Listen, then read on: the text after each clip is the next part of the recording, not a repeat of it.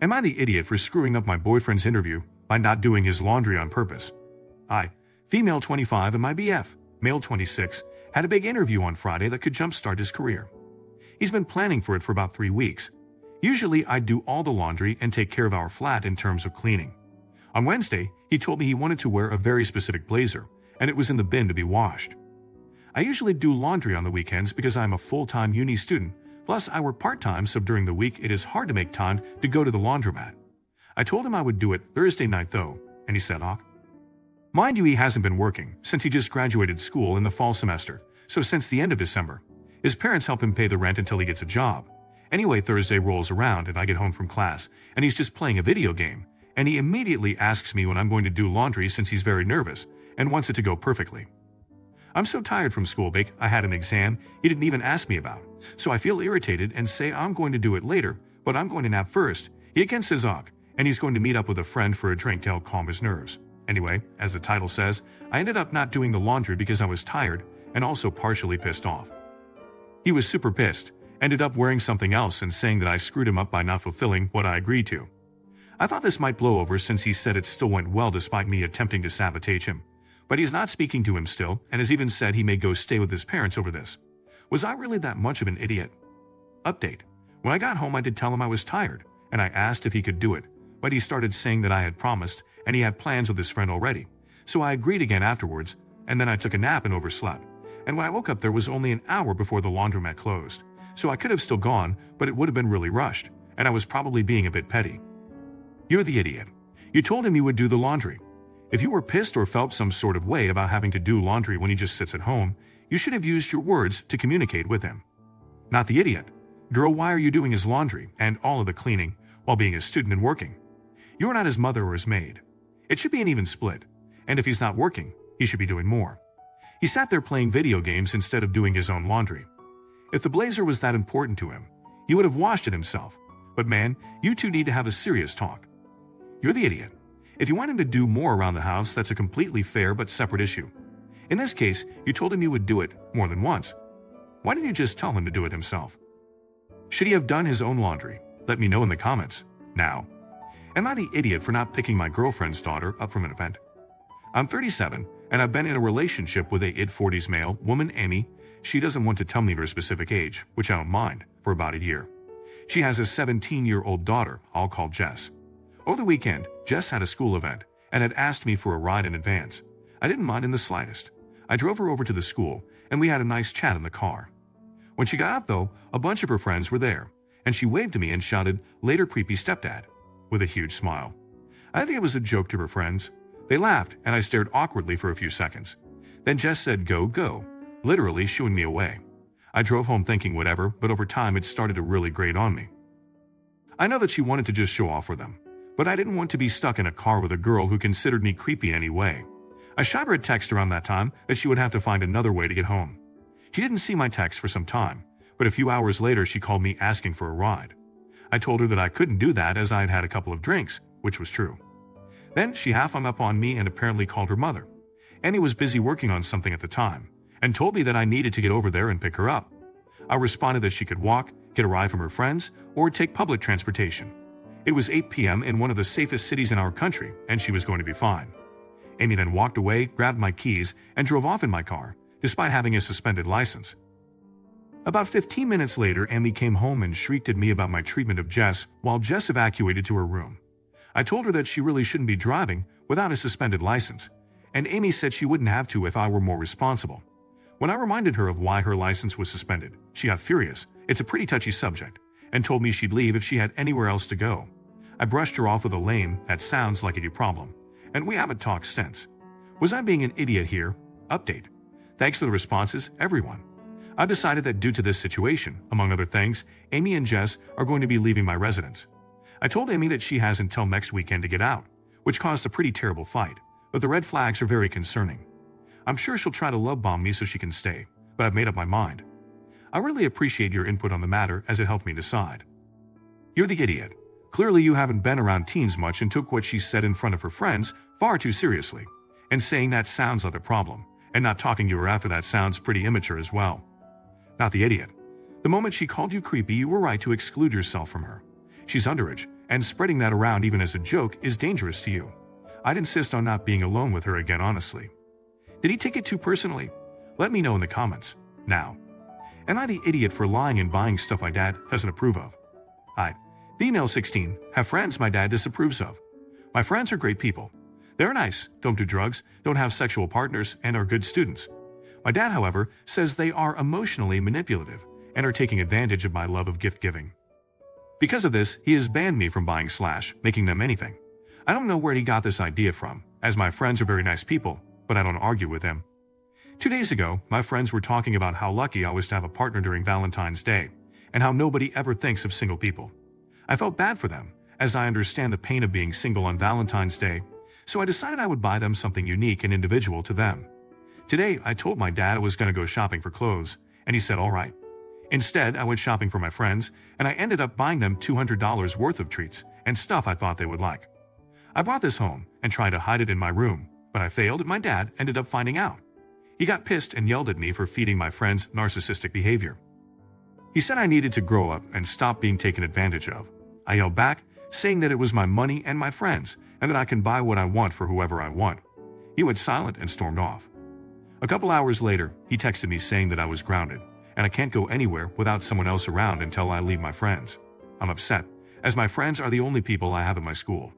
I feel guilty though, as I never yell or lie or go behind my dad's back. What should I do? Am I the idiot? No idiots here. You poor baby, your dad is right, which is really heartbreaking. I think he's going about this the wrong way, but he just wants to protect you. Your friends aren't bad per se, but they aren't really your friends. They are using you for money and free labor, such as the animals and the dress. If you didn't buy them things or did things for them, would they still be your friends? If you didn't text them, would they get mad and ignore you to teach you a lesson? That's not how friends work. You're the idiot for not listening to your father and letting your manipulative friends take advantage of you. Here is an easy test for your friends. Tell them you ran out of money, etc., and see how often they want to be around you. Are her friends taking advantage of her? Let me know in the comments. Now, am I the idiot for being pissed at my future spouse for refusing to wear sunscreen and getting sunburned 3 days before our wedding? Our wedding is in 2 days. We are having a destination at a beach resort, and yesterday they spent a few hours at the beach with their friends. So since we've been dating, they've never understood the importance of wearing sunscreen. Skin cancer runs in my family, so I am hyper-cognizant about this. They're not.